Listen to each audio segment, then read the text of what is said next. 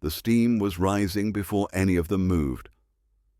Inside a corrugated iron bathhouse nestled at the edge of a pine grove in rural Georgia, 12 British soldiers stood barefoot and stripped to their waists, their dog tags swaying faintly as the air shifted around them.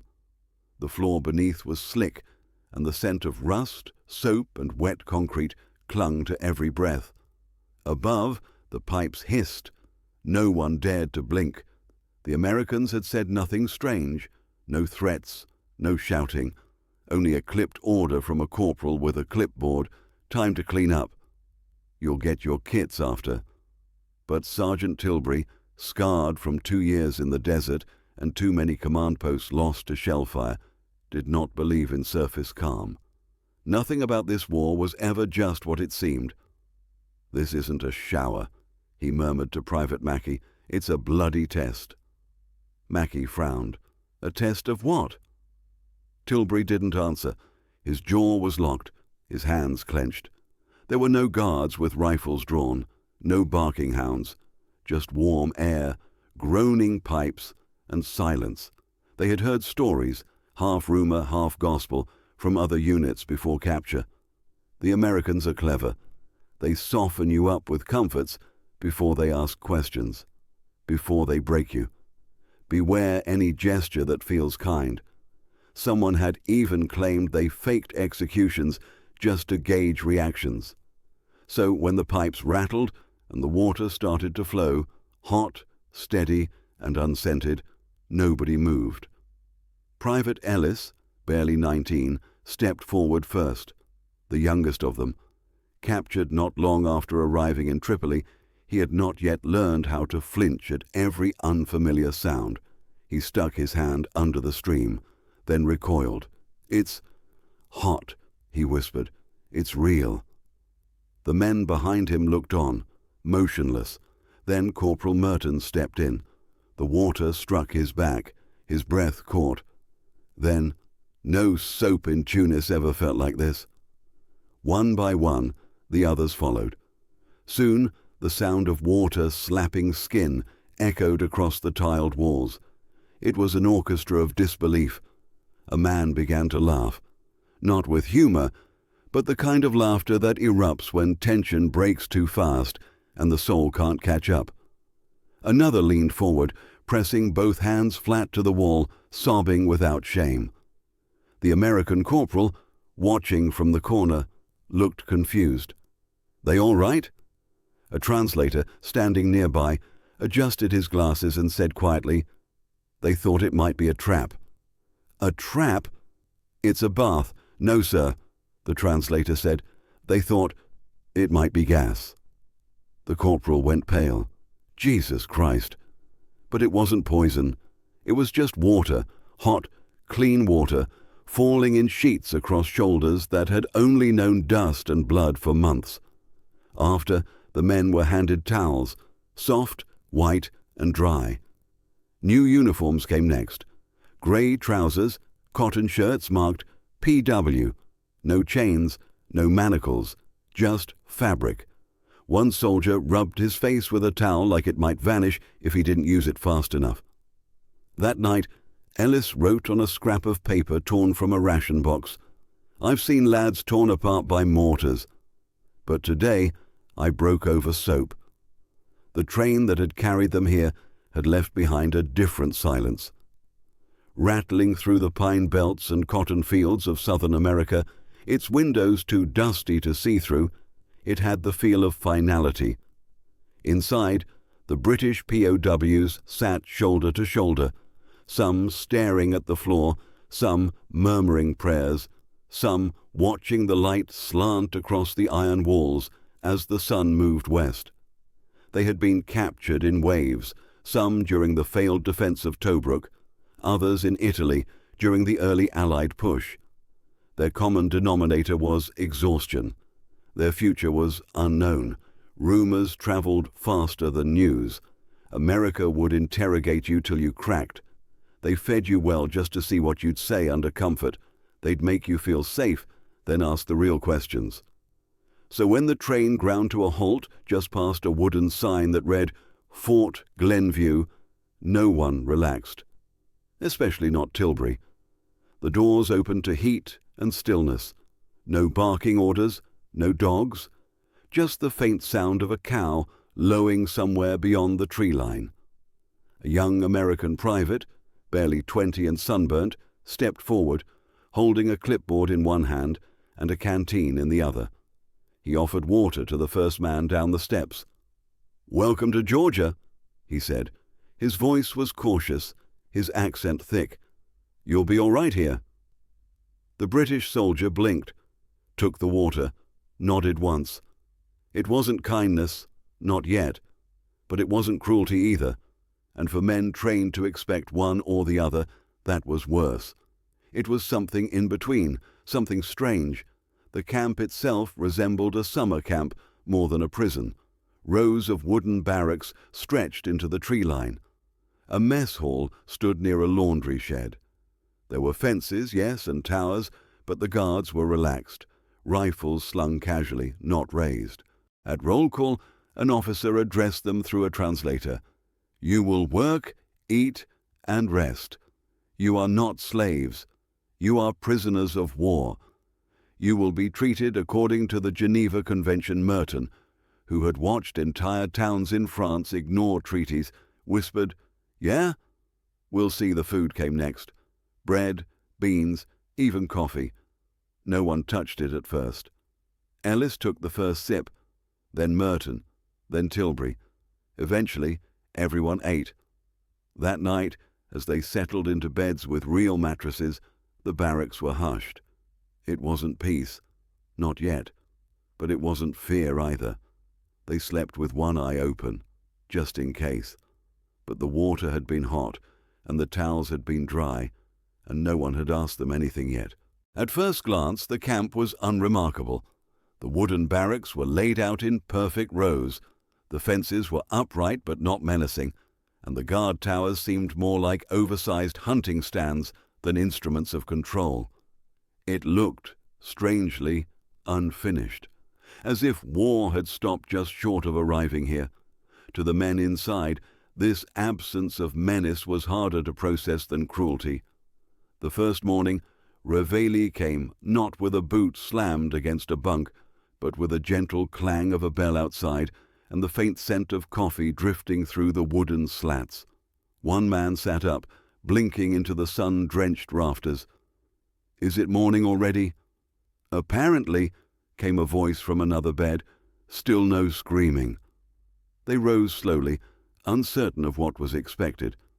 There were no shouts, no inspections, just a line of camp-issued uniforms folded neatly and boots polished to a dull brown shine.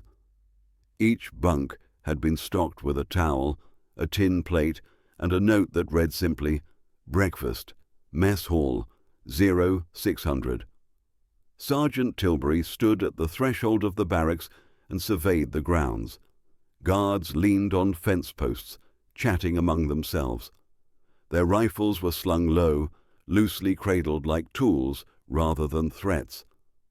Beyond the gate, the low hum of tractors could be heard, along with birdsong and the occasional neigh of a horse.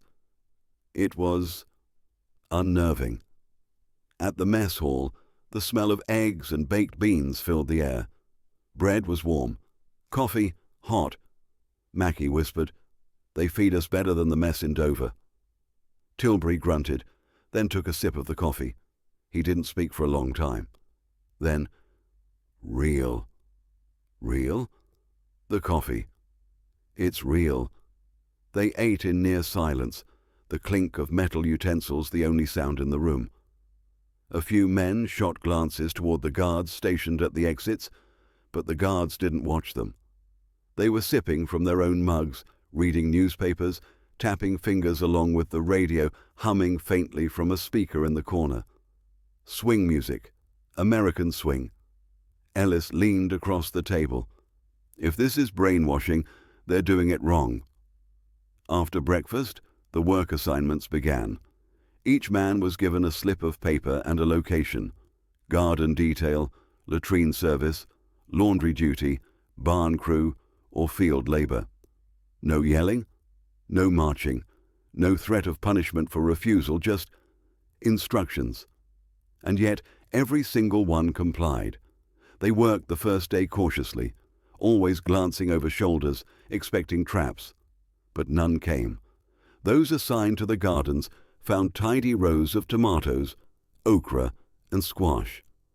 Those in the barns were handed tools and instructions by American farmhands who didn't sneer, didn't spit, just showed them how to rake hay or brush down a mare. There were jokes, short ones, nothing forced. One man dropped a shovel. A guard picked it up for him. The gesture stopped him cold. He took the tool with hesitant fingers, nodding once. "Thanks." "No bother, mate," the guard said in a passable British accent, then smiled. "You lot aren't as scary as they said."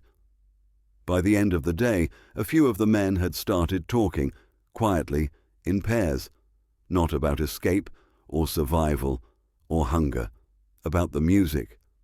What was that tune? With the trumpet? I think it was Glenn Miller.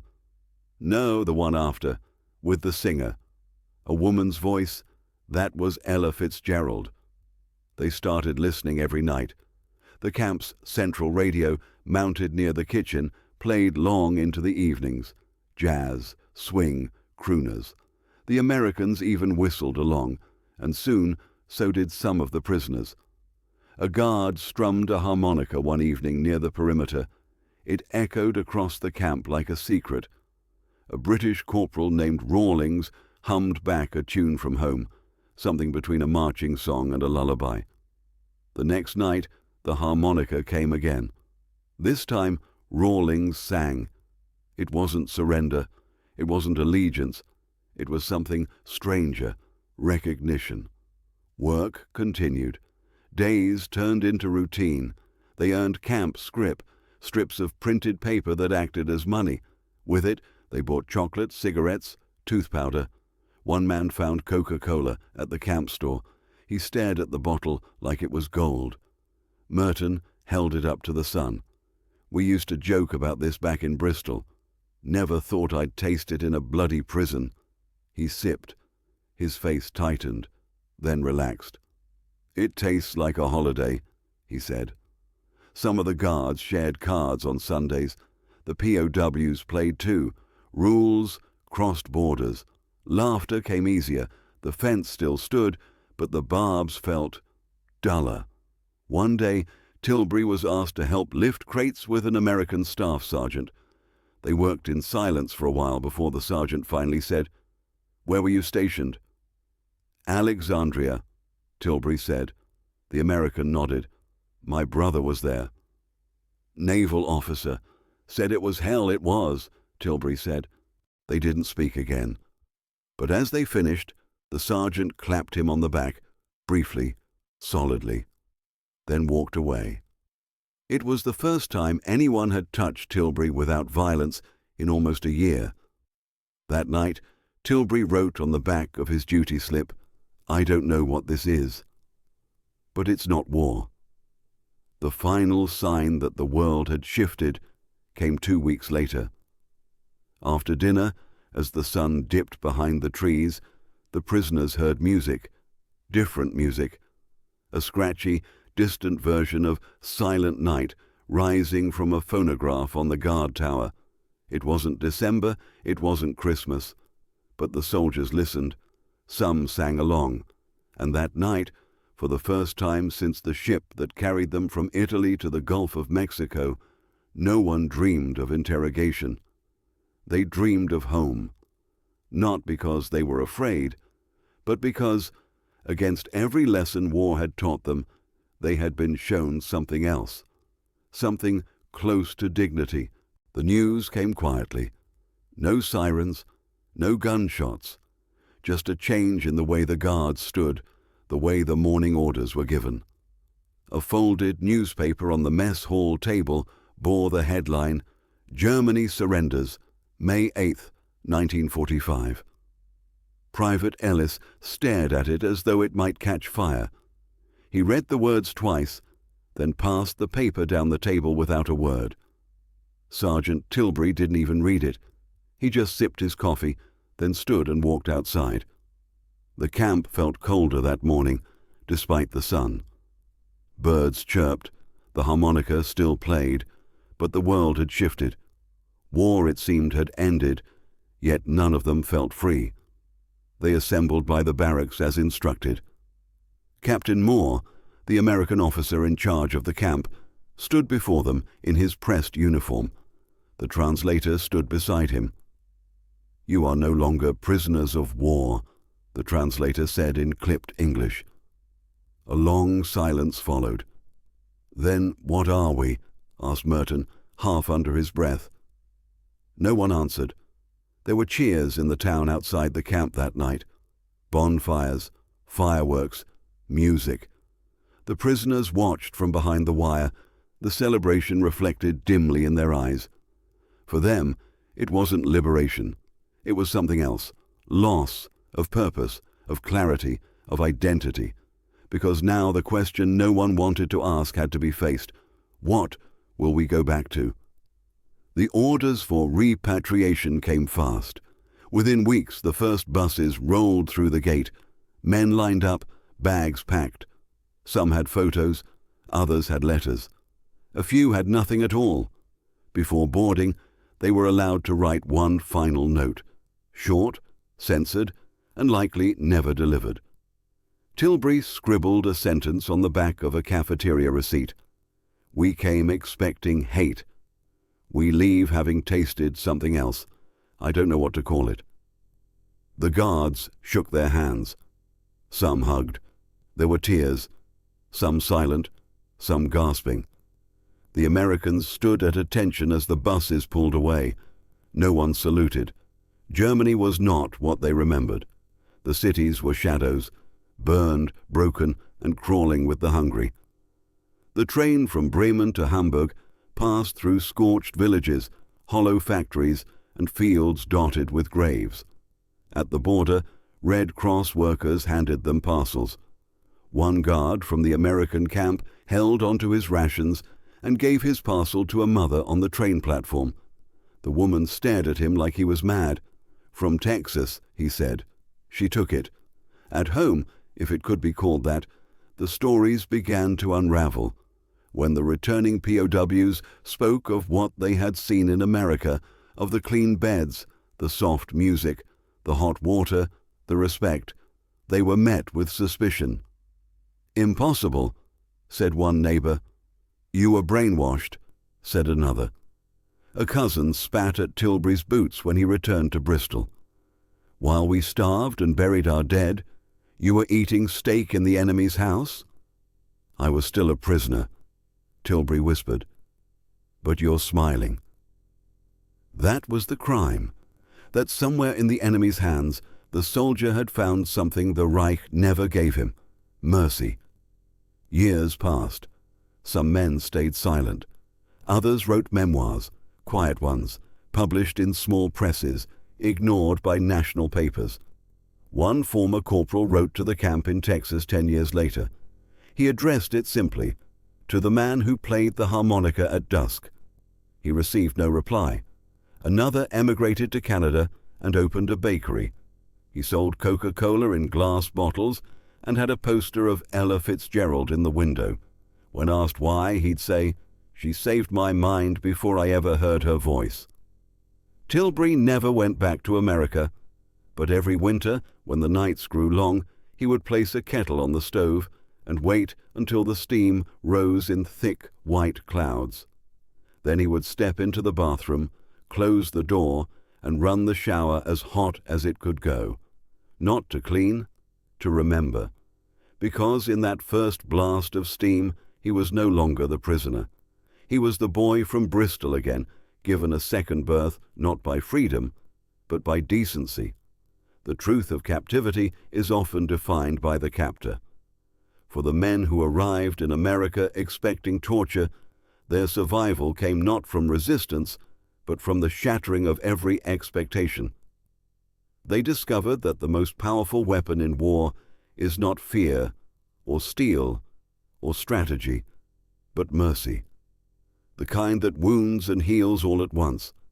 The kind that rewrites a man's identity, because when the war ended and they returned to ruins, what they remembered most was not the barbed wire or the silence or the uniforms. It was the hot water, the jazz, the quiet joke from a guard at breakfast, the harmonica at dusk, the day they stepped into the shower and wept not because they were going to die, but because they were allowed to live. Some stories of war begin with blood and end with victory. This one began with fear and ended with a towel, a song, and a lesson the world keeps needing to relearn. Mercy is not weakness, and dignity is not optional. If this story moved you, share it, because stories like these deserve to be heard.